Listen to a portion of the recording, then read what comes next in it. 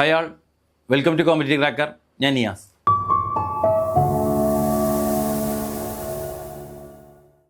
അപ്പോൾ നമ്മുടെ AMV എക്സാമിലെ മെക്കാനിക്കലിൻ്റെ ഭാഗത്തു നിന്നുള്ള ക്വസ്റ്റ്യൻ ഡിസ്കഷൻ്റെ സെക്ഷനായിരുന്നു നമ്മൾ ഓരോ വീഡിയോകളിലായിട്ട് ചെയ്തുകൊണ്ടിരുന്നത്. അപ്പോൾ അതിൻ്റെ ഏറ്റവും അവസാനം എന്നുള്ള രീതിയിൽ മെക്കാനിക്കലിൻ്റെ ലാസ്റ്റ് പാർട്ടിലെ കുറച്ച് ക്വസ്റ്റ്യൻസ് കൂടി നമുക്ക് ഡിസ്കസ് ചെയ്യാനുണ്ട്. അതുകൂടി ഡിസ്കസ് ചെയ്യാണ് ഇന്നത്തെ ഈ ഒരു വീഡിയോയിലൂടെ. അപ്പോൾ നേരെ നമുക്ക് ക്വസ്റ്റ്യനിലോട്ട് പോകാം. അപ്പോൾ ഫസ്റ്റ് ക്വസ്റ്റ്യൻ എന്ന് പറയുന്നത് modulus of elasticity is the ratio of, അല്ലേ? Modulus of elasticity is the ratio of. നമ്മൾ സ്ട്രെസ്, സ്ട്രെയിൻ കാര്യങ്ങളൊക്കെ പഠിക്കുന്നുണ്ട് നമ്മളുടെ സ്ട്രെങ്ത് ഓഫ് മെറ്റീരിയൽസിൻ്റെ ഭാഗത്ത് നിന്നിട്ടുള്ള ഒരു ക്വസ്റ്റ്യൻ ആണ്. അപ്പോൾ option A stress to strain, അതേപോലെ തന്നെ deformation to original length, stress to original length, strain to original length, 4 options കൊടുത്തിട്ടുണ്ട് അല്ലേ. ആ മോഡുലസ് ഓഫ് ഇലാസ്റ്റിസിറ്റി എന്ന് പറയുന്നത് ഏതിൻ്റെയൊക്കെ റേഷ്യോ ആണ് എന്ന് അറിയിച്ചല്ലേ. എന്താണ്? സ്ട്രെസ് ബൈ സ്ട്രെയിൻ്റെ റേഷ്യോനാണ് നമ്മൾ എന്താ പറയുന്നത് മോഡുലസ് ഓഫ് ഇലാസ്റ്റിസിറ്റി എന്ന് പറയുന്നത്. ഡയറക്റ്റ് ക്വസ്റ്റ്യൻ ആണ്, നമ്മൾ നേരിട്ട് ചെയ്യുന്നതാണ്. ബൾക്ക് മോഡുലസ് ഓഫ് റിജിഡിറ്റി അല്ലെ, മോഡുലസ് ഓഫ് ഇലാസ്റ്റിസിറ്റി, ഈ കാര്യങ്ങളൊക്കെ നമ്മൾ എന്ത് ചെയ്യുന്നുണ്ട് ഫസ്റ്റ് തന്നെ ഈ സ്ട്രെസ്സും സ്ട്രെയിനും പഠിക്കുന്ന സമയത്ത് ഡിഫറെൻറ്റ് ടൈപ്സ് ഓഫ് സ്ട്രെസ്സിലെ ടെൻസൈൽ സ്ട്രെസ്, സ്ട്രെയിൻ എന്നൊക്കെ കാര്യങ്ങൾ നമ്മൾ പഠിക്കുന്ന സ്ഥലത്ത് പഠിക്കുന്നതാണ്. ഡയറക്റ്റ് ക്വസ്റ്റ്യൻ ആണ്, സിമ്പിൾ ആയിട്ടുള്ള ഒരു ക്വസ്റ്റ്യൻ ആണെന്ന് വേണമെങ്കിൽ പറയാം. നെക്സ്റ്റ് ക്വസ്റ്റ്യനിലോട്ട് പോവാണ്. അതേപോലെ തന്നെ അതുമായി ബന്ധപ്പെട്ട സ്ട്രെസ്സും സ്ട്രെയിനിൽ നിന്നുള്ള അടുത്തൊരു question, the ratio of lateral strain to the linear strain. Ratio of lateral strain to linear strain. Lateral strain by linear strain എന്ന് പറഞ്ഞാൽ എന്താണ്? Modulus of elasticity, modulus of rigidity, bulk modulus, Poisson's ratio. എന്തായിരിക്കും answer? Poisson's ratio അല്ലേ. Poisson's ratio mu എന്ന് പറഞ്ഞിട്ട് നമ്മൾ പറയുന്നുണ്ട്. Poisson ratio is equal to lateral strain to linear strain ആണ് അതിൻ്റെ ആൻസർ ആയിട്ട് വരുന്നത്. നെക്സ്റ്റ് ക്വസ്റ്റ്യനിലോട്ട് പോവാണ്. മൂന്നാമത്തെ ക്വസ്റ്റ്യൻ സിമ്പിൾ ക്വസ്റ്റ്യൻ ആണ്, പെട്ടെന്ന് പറഞ്ഞു പോകുന്നുണ്ട്. The maximum thermal stress in a circular tapering section is directly proportional to the bigger diameter, directly proportional to smaller diameter, directly inversely proportional to bigger diameter, inversely proportional to smaller diameter. ഇത് കഴിഞ്ഞ തവണ ക്വസ്റ്റ്യനിൽ വന്നിട്ടുണ്ടായിരുന്നു, cancel ആയി പോയ questions കേട്ടോ. ഇവിടെ 2 questions വീണ്ടും ക്യാൻസൽ ആയി പോയിട്ടുണ്ടായിരുന്നു. കഴിഞ്ഞ വീഡിയോയിൽ ഞാൻ പറഞ്ഞു 2-3 ക്വസ്റ്റ്യൻസ് ക്യാൻസൽ ആയി പോയിട്ടുണ്ടായിരുന്നു എന്ന് പറഞ്ഞു. സോ ഇത് ചലഞ്ച് ചെയ്യുന്നതനുസരിച്ചാണ്. അപ്പോൾ ഇതിവിടെ എന്ത് ചെയ്തിട്ടുണ്ട്, ഈ ക്വസ്റ്റ്യൻ ക്യാൻസൽ ആയി പോയിട്ടുണ്ടായിരുന്നു. നെക്സ്റ്റ് ഈ ക്വസ്റ്റ്യനും ക്യാൻസൽ ആയി പോയൊരു ക്വസ്റ്റ്യൻ തന്നെയാണ്. The radius of the circle of the shaft of radius R rotating a bearing is R sin theta, R cos theta, R tan theta, R cot theta. ഈ ക്വസ്റ്റ്യനും എന്തായിട്ടുണ്ടായിരുന്നു, ക്യാൻസൽ ആയിട്ട് പോയിട്ടുണ്ടായിരുന്നു കേട്ടോ. ദ നെക്സ്റ്റ് ക്വസ്റ്റ്യന്, the centre of the gravity of an equilateral triangle with each side a is dash from any of the sides അല്ലേ, ഇനി from any of the sides.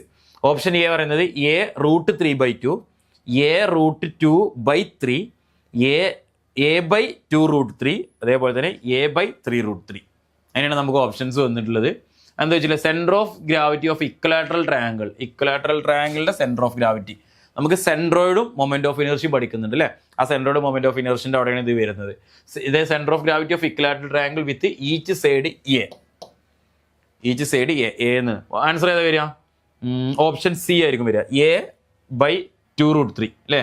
a/2√3 ആണ് വരിക. a√3/2 എന്ന് പറയുന്നുണ്ടെങ്കിൽ അങ്ങനെയും പറയാറുണ്ട്, a√3/2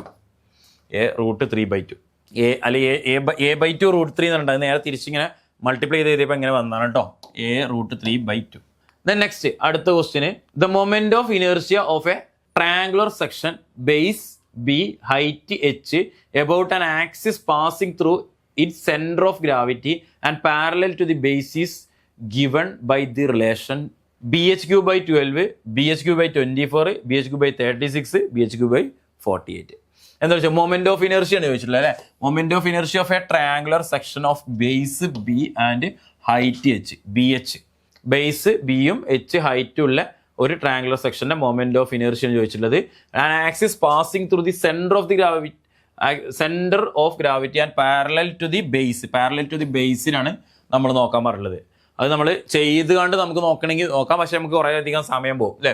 നമ്മൾ 2 ഇക്വേഷനൊക്കെ വെച്ചിട്ട് നമ്മൾ എന്ത് ചെയ്യുന്നുണ്ട്, ചെയ്യാറുണ്ടായിരുന്നു. ഇനി അതല്ല എന്നുണ്ടെങ്കിൽ നമുക്ക് ഡയറക്റ്റ് ആൻസർ പഠിച്ചു വെച്ചിട്ടും ചെയ്യാം. ആൻസർ വരിക bh3/48, bh3/36 ആയിരിക്കും ആൻസർ വരിക കേട്ടോ. ഓപ്ഷൻ സി ആണ് ആൻസർ വരിക.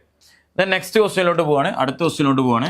7ാമത്തെ ക്വസ്റ്റ്യന്, the bending moment of the centre of a simply supported beam carrying a uniformly distributed load is.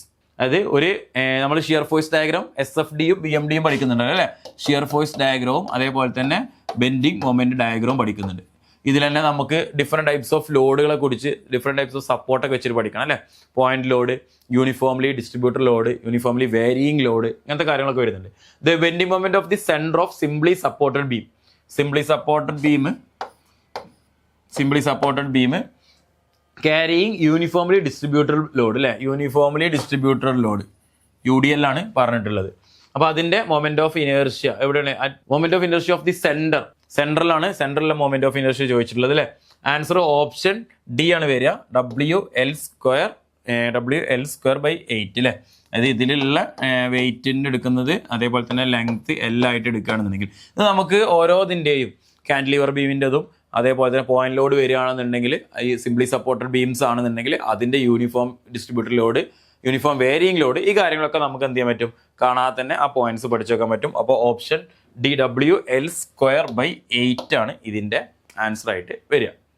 The next question, if diameter of A rivet is D, safe permissible shear stress of the rivet material is T, then shearing value PS is equal to pi d²8 into T. നമുക്ക് ഇതിന്റെ equations ഈ ഒരു into വെച്ചത് നോക്കണ്ട, അത് അങ്ങനെ ക്വസ്റ്റ്യനിൽ അങ്ങനെ വരുന്നത് കൊണ്ട് അതേപോലെ ഇട്ടതാണ്.